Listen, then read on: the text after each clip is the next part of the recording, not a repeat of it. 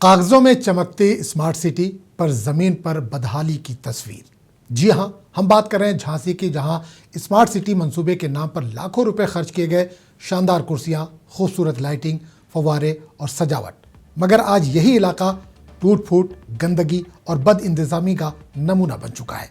जहां कभी शहरी शाम के वक्त सुकून के लम्हे गुजारते थे, आज वही जगह शराबियों और गैर समाजी अनासिर का ठिकाना बन चुकी है। फव्वारे बंद हैं, लाइट्स खराब हैं और प्लेटफॉर्म्स टूटे हुए हैं, जबकि निगरानी और देखभाल मुकम्मल तौर पर गायब। सवाल यह है कि अवाम के टैक्स का पैसा कहाँ गया?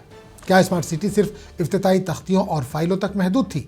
मुकामी लोग जवाब मांग रहे हैं, कार्रवाई का मुतालबा कर रहे हैं, क्योंकि स्मार्ट सिटी का मतलब सिर्फ खर्च नहीं बल्कि जिम्मेदारी और जवाबदेही भी है।